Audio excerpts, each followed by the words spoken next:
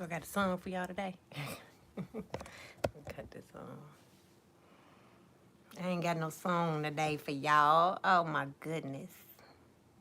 I need a song for today. I'm gonna let a few more people get in before I get started.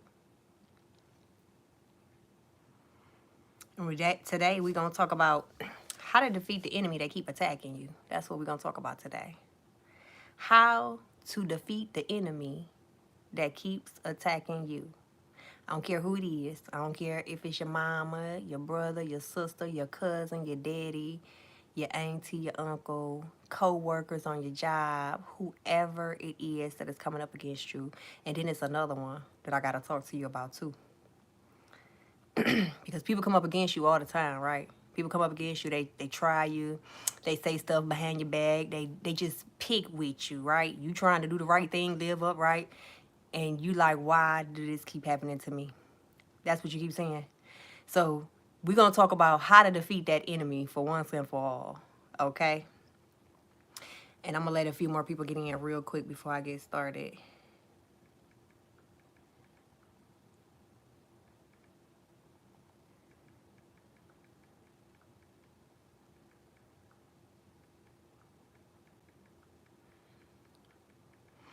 But before we go into the scriptures, I want to talk to y'all about,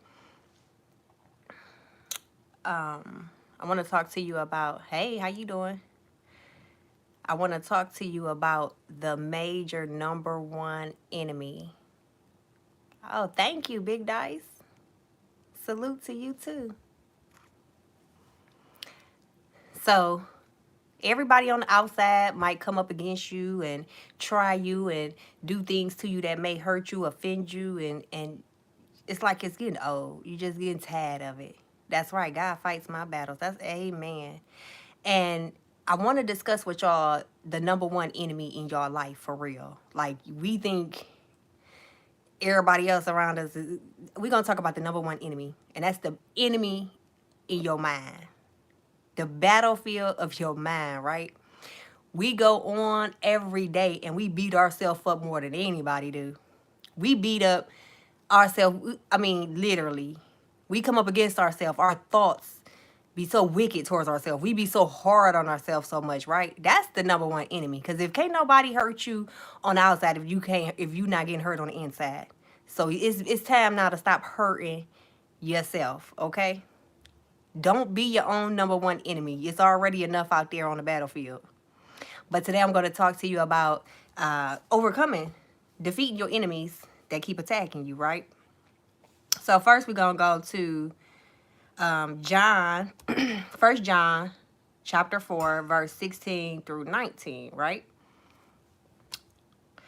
And it says, and so we know and rely on the love God has for us. God is love. Whoever lives in love lives in God, and God in them.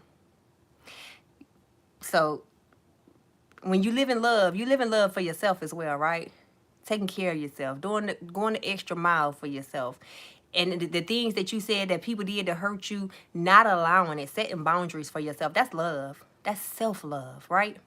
So having self-love is so important because those boundaries come up in place. Your whole attitude and perception towards other people being able to attack you, it no longer offends you. Why? Because we talk about it all the time. You get to the root of why they are acting the way that they are acting towards you, right? So the next scripture I'm going to go to is first, let's see, Ephesians chapter 6, 10 through 18. Finally, be strong in the Lord and in his mighty power. Put on the full armor of God so that you can take your stand against the devil's schemes.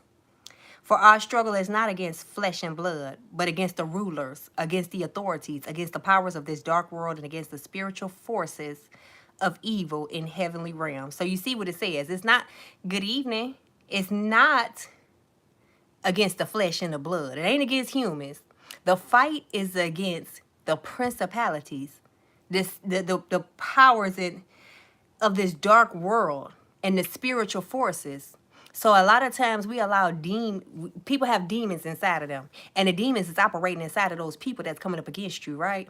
And so you got to go in the spirit to fight off principalities and uh, powers that's in dark places. You can't fight it on a human level. You can't go up against your brother and sister. But I'm going to tell you what you can do, though, okay? Therefore, put on the full armor of God so that when the day of evil comes, you may be able to stand your ground. And after you have done everything, all you can do is stand, right? You ain't got to fight back. You ain't got to bark back, bite back, nothing. Stand. So it says, stand firm then with the belt of truth buckled around your waist. So you're going to walk in your truth. With the breastplate of righteousness in place. Walk in righteousness. And with your feet fitted with the readiness that comes with the gospel of peace. And so that means you got to walk in peace. In addition to all of this, take up the shield of faith with which you can extinguish the flaming arrows of the evil one. So that means when you walk in the faith knowing that God got you no matter what, and he fights all your battles, just as Pressy said, do you know that God is going to handle it for you? You walking in that faith to know that all your enemies going to get dealt with. And even the enemy within, God is still working on you. All right? God going to work on your mouth and your thoughts towards your own self as well, because that's the number one enemy, right?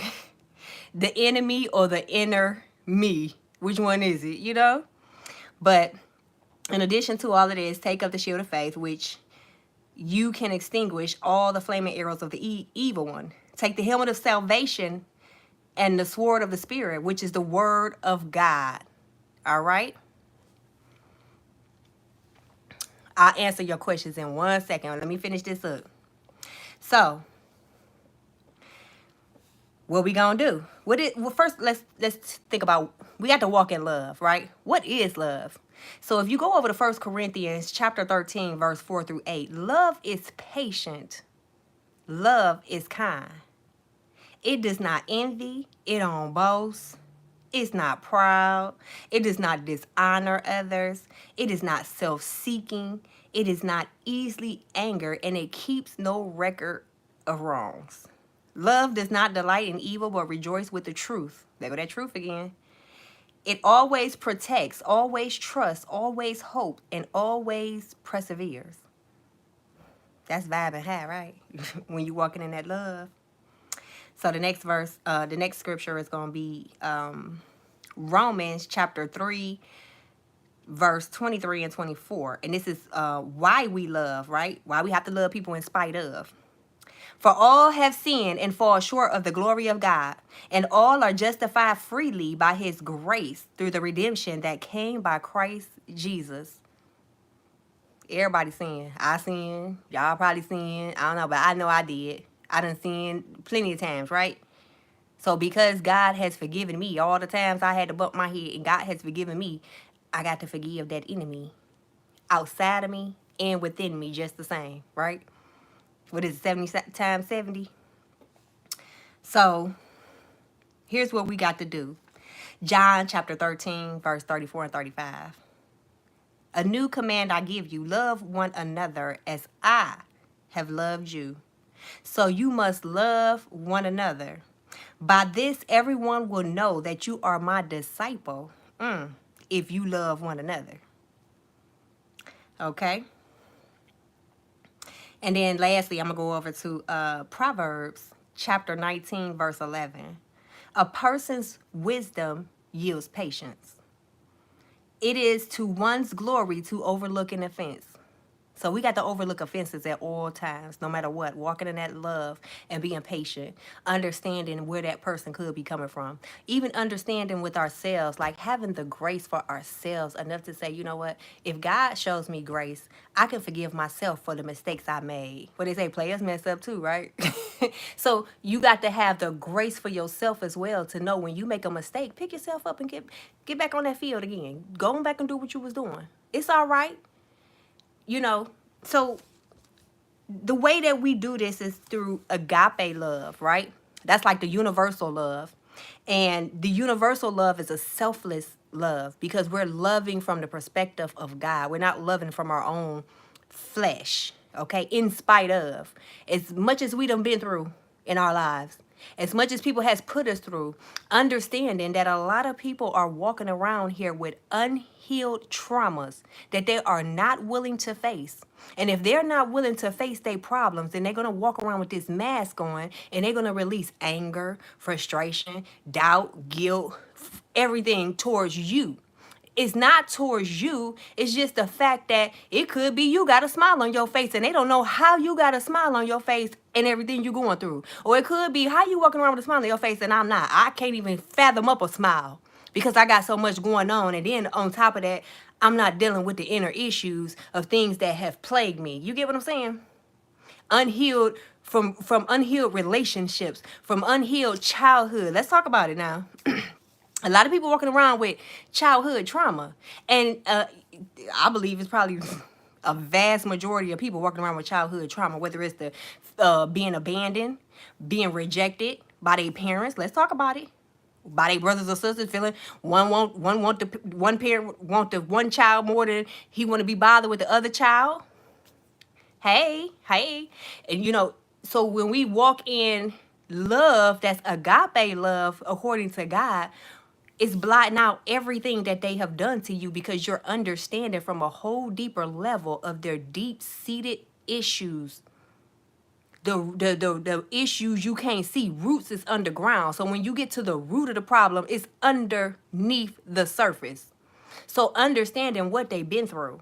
If you're dealing with any type of crazy stuff, half the time, somebody asked a question on here about narcissists. Let's go back up here real quick and see.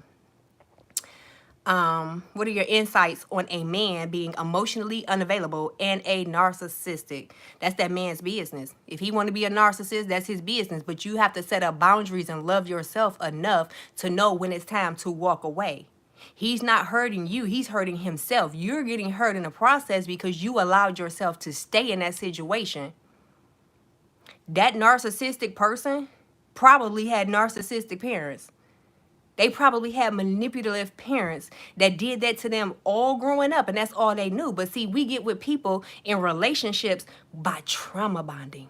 We don't really get with people based off of the fact we like this person. We get with them based off of the fact of what do we have in common, which is usually trauma, unless you are healed. Once you get healed, now you no longer getting up with people based off their traumas because you heal from it, so you can recognize their traumas and you like, I don't want to deal with that. But as far as dealing with somebody that's unemotionally available, you know they unemotionally unavailable. So at the end of the day, it's like we got to start paying attention to the red flags when we see them up front. We can't go off of the illusions that they give us because how many months about do it take for a person's mask to come off before, 6 months? We done fell in love in 2 weeks just off the conversation. We ain't even seen the red flags yet or fell in lust. Good evening. Hey, Tiana. Hey, Andre. Yes. Wow, I went through my divorce and he keep me. Wow, everything you're dealing with, a lot of good stuff. Keep going. This is helping me. Thank you. Hey, Charles. So, yeah, that's the reason why when you dealing with somebody and then you call them narcissists, but are you a narcissist as well? Because we taking accountability. I ain't trying to be funny, but we gonna take accountability and say, are you being a narcissist as well by trying to force somebody to change and be who you want them to be versus deciding to say, enough is enough. I see what it is. You got to go heal on your own. I can't save you. I can't fix you. That ain't my job. That's God's job. I got to go on my journey still because I got work to do for the Lord. And once you come on up with adapt that perspective, then you'll start to realize that when you see it up front or 6 months later, and then it's all about what you're willing to deal with after that. Everybody got to deal with something with somebody. So it's about what you're willing to deal with. But that's pretty much it. So we got to walk in agape love, selfless love. We got to learn how to love people where they are instead of trying to change people, instead of trying to adjust who they are and not fix on ourselves. We need to fix on ourselves instead and say, you know what? I love myself. The biggest enemy or enemy, however you want to describe it, but the inner me, I need to focus on making sure that I'm not putting myself in a position no more. Because if you think about it like this, we all have childhood traumas, right? Most of us. I do. So I did. So when I had childhood traumas and now being healed from it, I have to look from a perspective of, uh, I got to look from a perspective of, uh, y'all made me lose my thought. I done lost my train of thought, but that's okay. Cause walking in that love, agape love, that's the main thing. Walking into that agape love. But when you dealing with childhood traumas, we all go through it. We birth in crazy situations. So in the womb, your parents carry you in all type of crazy situations, and you just got to look at it. You got to look at the person overall. You got to look at other people outside, and see that what they went through in their childhood. How do their parents act towards them?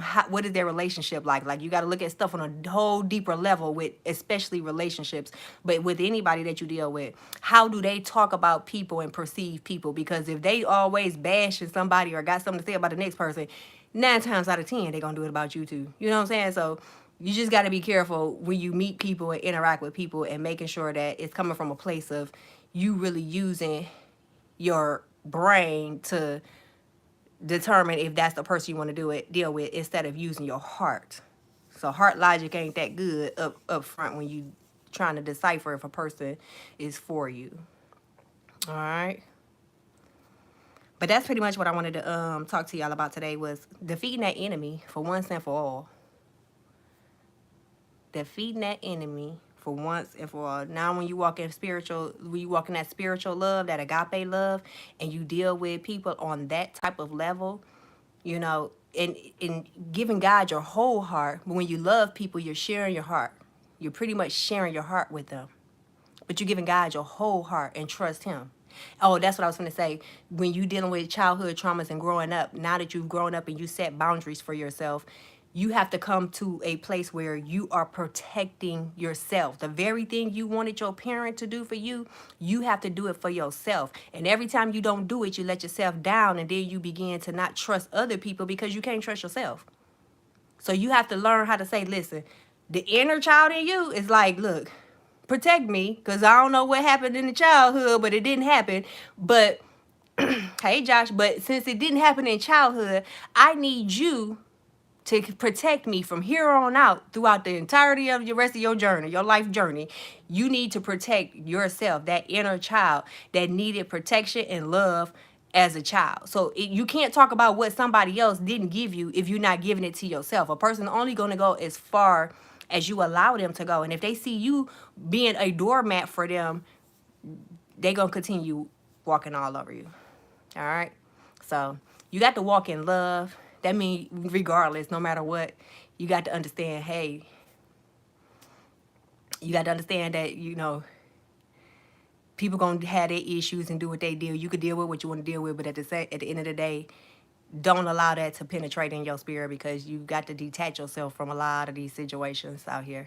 I have been with a man I'm with for 6 years, and he told me that his past relationship have hurt him so bad that he put up a wall, and that he can't give his all in this relationship with me. So he told you the truth. He told you that right up front. He said he was hurt so bad he can't give his heart to nobody else. So you know that's gonna take some healing before he can give it to anybody. But again, you got to make a decision to say, are you willing to stay there until he get it right? Or if he never get it right, you got to be able to accept that as well, if you're willing to stay. And if you're willing to walk away, you got to say, you know what? My peace of mind, the anxiety you put me through, that anxiety ain't worth your peace of mind. You got to come to a point where you say, you know what? I love me more than I love you. I feel bad for you. I feel sorry for you. But until you recognize that you need help for yourself, that's a strong one. I really understand that with you, because that's what a lot of unhealed men have dealt with. A lot of unhealed people, period. I don't want to just be biased and say men, but a lot of people have been through that.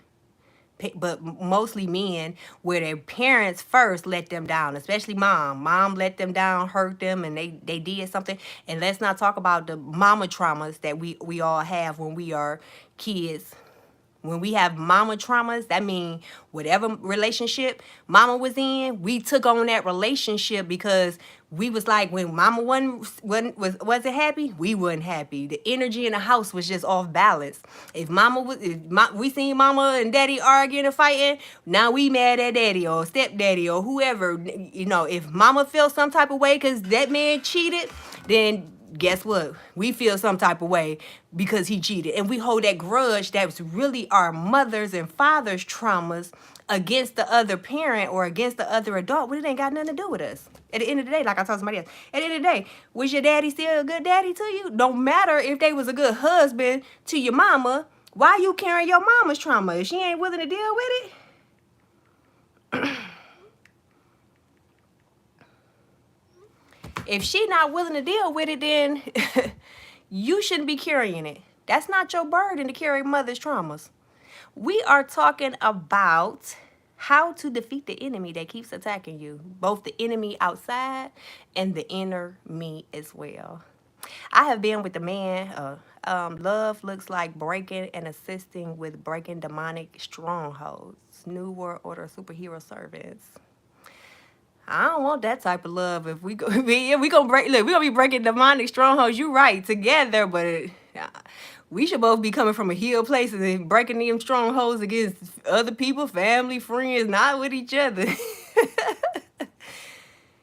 Like a man, like me, and always say they want to come home to a peaceful environment. They ain't trying to come home and fight, do all of that stuff. Hold on one second, y'all, real quick. Hold on.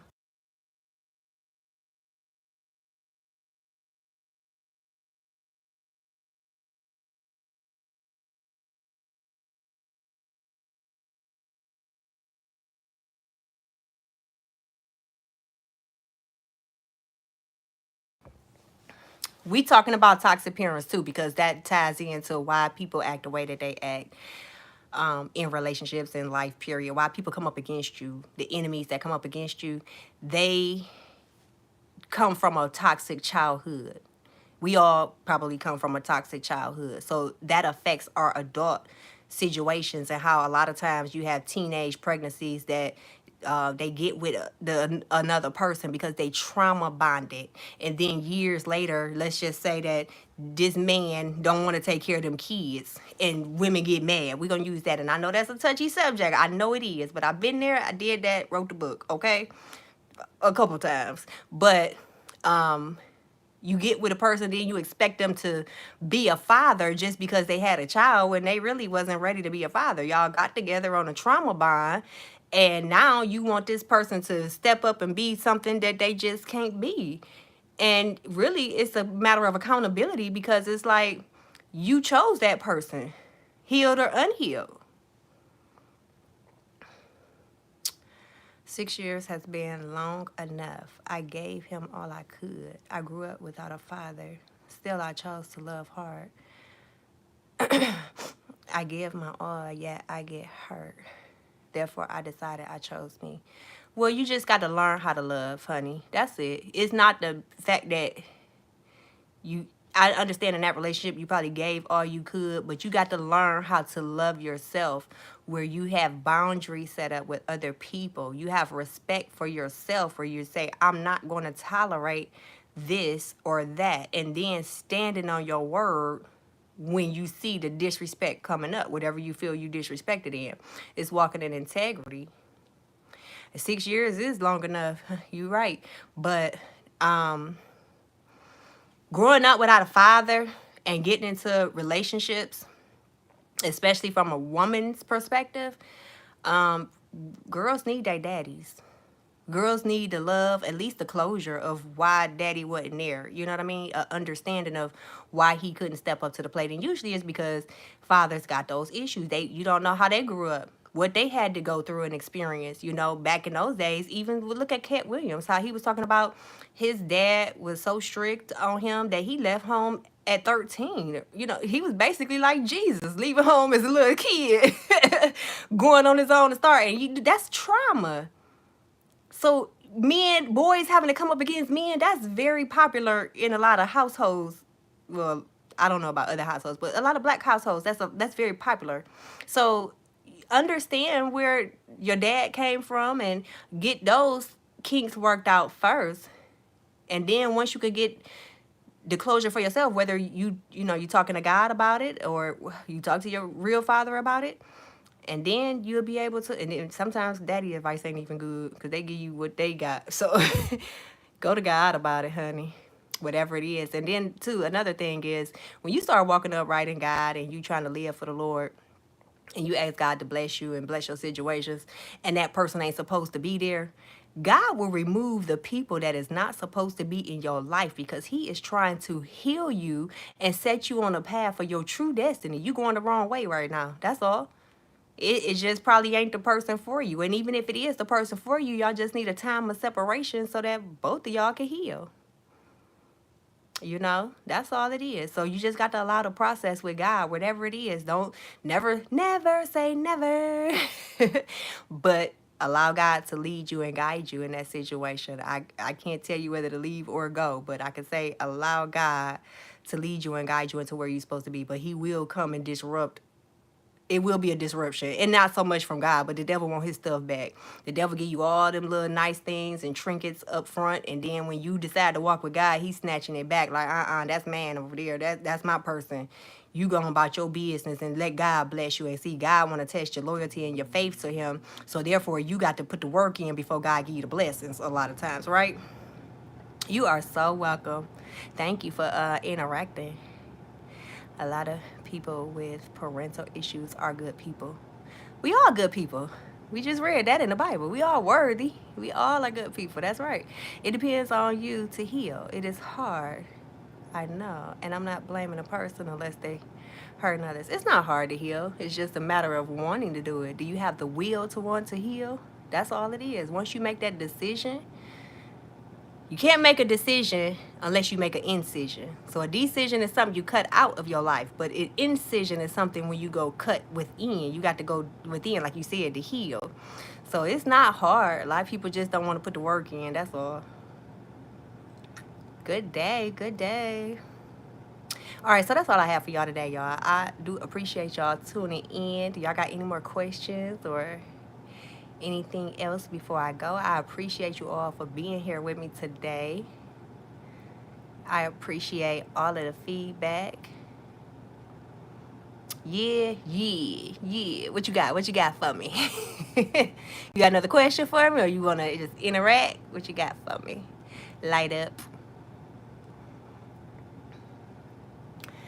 But yeah, childhood trauma got a lot to do with how you the enemies that's within, the enemy of your own mind, the enemy outside of you, what other people are dealing with. When I look at everybody that tried to come up against me, I now realize that they all had issues at some point in their life, unhealed issues. Let me put it that way. Unhealed issues that they did not want to deal with. So, that's when we put ourselves as strong. We try to put ourselves on as strong when we be angry and tough and all of that stuff. You know what I mean?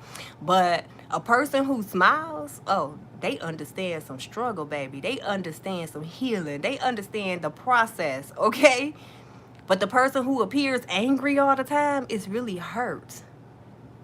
It's really probably fear of abandonment, fear of rejection, just fear. But perfect love casts out fear, right? Perfect love casts out fear. Redeeming Love is a good movie. How far will God go to love you? Your God-ordained spouse as well. Yeah, your God-ordained spouse will love you as well.